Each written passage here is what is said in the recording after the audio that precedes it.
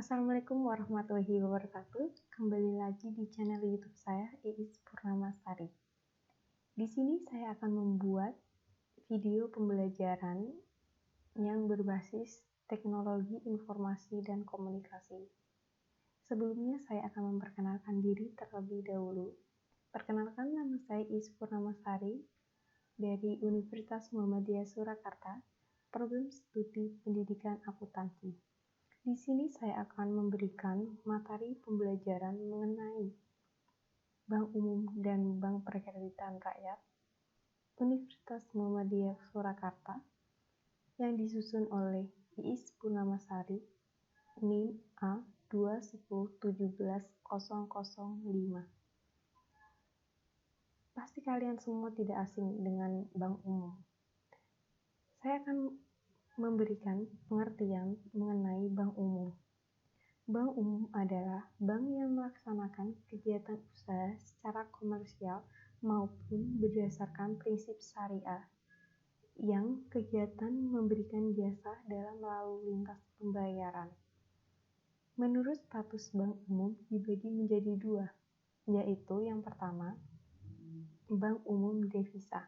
Apa sih itu bank umum devisa? Bank umum devisa itu jumlah pelayanannya lebih lengkap karena dapat melakukan kegiatan yang berhubungan dengan luar negeri.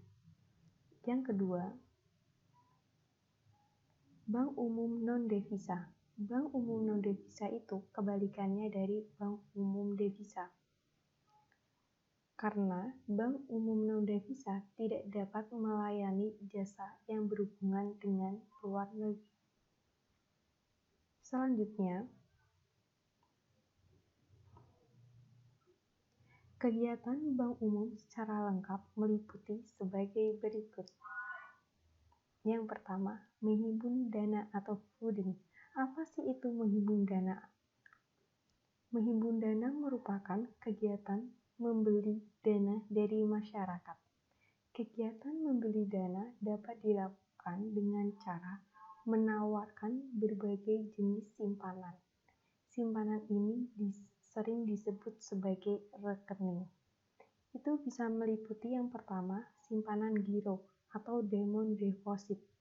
Apa sih itu simpanan giro? Simpanan giro merupakan simpanan pada bank yang penarikannya dapat dilakukan dengan cara menggunakan cek atau bilet giro. Yang kedua, simpanan tabungan atau saving deposit merupakan simpanan pada bank yang penarikannya sesuai dengan persyaratan yang ditetapkan oleh bank. Penarikannya bisa dilakukan dengan buku tabungan atau slip. Penarikan kwitansi atau kartu anjuran tunai mandiri atau ATM. Selanjutnya yang ketiga, bank deposito atau tim deposit. Apa sih itu simpanan deposito? Merupakan simpanan yang memiliki jangka waktu tertentu atau pas jatuh tempo. Penarikannya ditarik sesuai dengan waktu yang telah ditetapkan. Selanjutnya yang kedua, menyalurkan dana atau lending. Apa sih itu menyalurkan dana? Merupakan kegiatan menjual dana yang berhasil dihimpun dari masyarakat. Kegiatan ini sering dikenal dengan lending, yang meliputi pertama, kredit investasi. Apa sih itu kredit investasi? Kredit investasi merupakan kredit yang diberikan kepada pengusaha yang melakukan investasi atau penanaman modal. Biasanya, kredit jenis ini memiliki jangka waktu relatif panjang, yaitu di atas 1 tahun. Yang kedua, kredit modal kerja. Apa sih itu kredit modal kerja? Merupakan kredit yang digunakan sebagai modal usaha. Biasanya kredit jenis ini berjangka waktu pendek, kurang dari 1 tahun.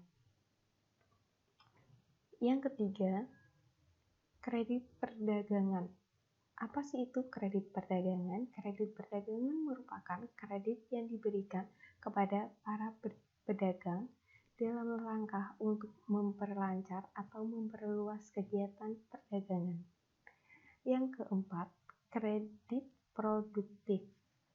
Kredit produktif merupakan kredit yang dapat berupa investasi, modal kerja, atau perdagangan. Selanjutnya, memberikan jasa-jasa bank lainnya atau servis. Apa sih itu memberikan jasa bank lainnya? Itu merupakan kegiatan penunjang untuk mendukung kelancaran kegiatan menghimpun dana dan menyalurkan dana. Yang meliputi pertama, kiriman uang atau transfer. Merupakan jasa pengiriman uang lewat bank. Pengiriman uang dapat dilakukan pada sesama bank atau bank yang berlawanan atau jenis bank lain. Pengiriman uang dapat dilakukan dengan tujuan dalam kota maupun luar kota atau bisa luar negeri. Kemudian yang kedua, cleaning atau cleaning merupakan penarikan warkat atau surat-surat berharga seperti cek atau billet giro yang berasal dari dalam kota. Proses penarikan lewat cleaning hanya memakan waktu 1 hari. Biasanya besarnya biaya penarikan tergantung dari bank yang bersangkutan. Kemudian yang ketiga, inkaso atau corsting merupakan penagihan warkat atau surat-surat berharga seperti cek, billet giro yang berasal dari luar kota atau luar negeri. Proses penagihan lewat inkaso tergantung dari jangka lokasi penarikan dan biasanya memakan waktu 1 minggu sampai 1 bulan. Yang keempat, bank draft merupakan wesel yang dikeluarkan oleh bank kepada para nasabahnya. Wesel ini dapat dijual belikan apabila nasabah membutuhkannya. Selanjutnya, contoh bank umum. Contoh-contoh bank umum, yang pertama, Bank BRI. Pasti tidak asing kan kalian dengan Bank BRI? Pasti banyak Bank BRI di kota-kota kalian. Terus yang kedua, Bank Danamon. Bank Danamon. Pasti juga kalian tidak asing dengan Bank Danamon ya. Terus Bank Mandiri. Bank Mandiri juga banyak karena itu juga salah satu dari bank umum. Kemudian Bank BRI dan yang terakhir Bank BCA. Pasti ini semua bank-bank ini tidak asing di telinga kalian ya. Selanjutnya,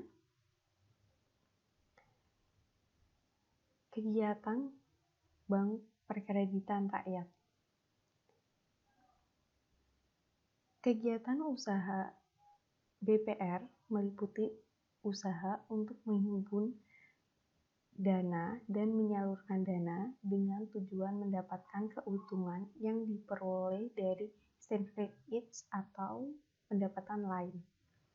Adapun usaha-usaha BPR adalah yang pertama,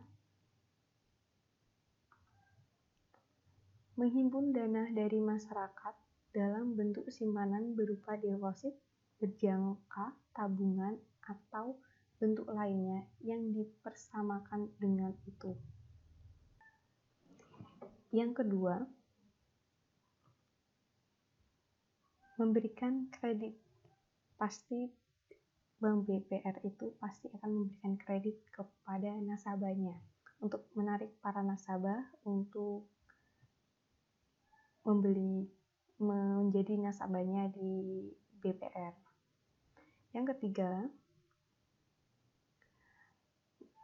menempatkan dananya dalam bentuk sertifikat Bank Indonesia atau SBI, deposit berjangka, sertifikat deposito, atau tabungan pada bank lain.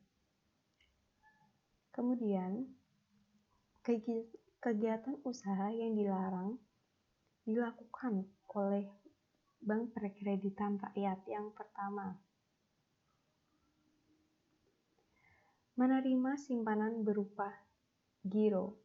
Pastinya di Bank Perkreditan Rakyat tidak menerima simpanan yang berupa giro. Itu dilarang.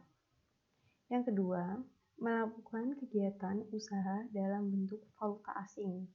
Itu udah sangat dilarang sekali di Bank Perkreditan Rakyat. Yang ketiga, melakukan usaha perasuransian. Itu dilarang sekali karena Bank BPR itu tidak diperbolehkan ya. Pengasuransian hanya dilakukan oleh bank umum atau ada lembaga lain yang mengurusi perasuransian. Yang keempat, melakukan usaha lain di luar kegiatan usaha sebagaimana yang dimaksud dalam usaha Bank Perkreditan Rakyat. Selanjutnya, alokasi kredit Bank Perkreditan Rakyat. Dalam menyalurkan atau mengalokasikan dana dari kelompok masyarakat berpendapatan rendah yang masih mempunyai kelebihan pendapatan kepada kelompok pengusaha ekonomi lemah yang membutuhkan dana tetapi belum mampu melaksanakan akses ke lembaga keuangan lainnya. BPR harus memperhatikan beberapa hal berikut ini. Yang pertama, BPR wajib mempunyai keyakinan atas kemampuan dan kesanggupan debitur untuk melunasi utangnya sesuai dengan perjanjian. Jadi, BPR itu harus mempunyai kewajiban kepada debiturnya untuk melunasi utang-utangnya. Terus yang kedua, BPR wajib memenuhi ketentuan Bank Indonesia mengenai batas maksimum pemberian kredit, pemberian jaminan, atau hal lain yang serupa yang dapat dilakukan oleh BPR kepada peminjam atau satu kelompok peminjam yang terkait, termasuk kepada perusahaan-perusahaan dalam kelompok yang sama dengan Bank Perkreditan Rakyat tersebut. Dan yang ketiga, Bank Perkreditan Rakyat wajib memenuhi ketentuan Bank Indonesia mengenai batas maksimum pemberian kredit, pemberian jaminan, atau hal-hal yang serupa yang dapat dilakukan oleh Bank Perkreditan Rakyat kepada pemegang saham dan keluarga yang memiliki 10% atau lebih dari modal disetorkan, anggota Dewan Komisaris dalam keluarga, anggota direktur dalam keluarga, pejabat Bank Perkreditan Rakyat lainnya, serta perusahaan-perusahaan yang di dalamnya terdapat kepentingan dari pihak pemegang saham dan keluarganya. Selanjutnya, contoh Bank Perkreditan Rakyat. Yang pertama ada Bank Natasha. Pasti kalian tidak asing kan dengan Bank Natasha itu.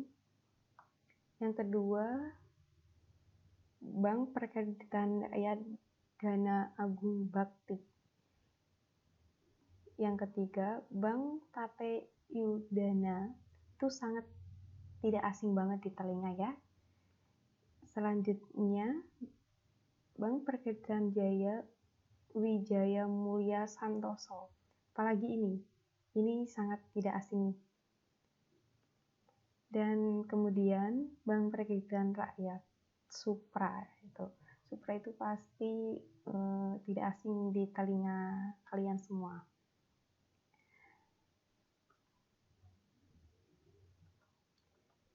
Terima kasih sudah menonton YouTube saya. Semoga ilmunya bermanfaat bagi kalian semua. Cukup sekian dari saya. Wassalamualaikum warahmatullahi wabarakatuh.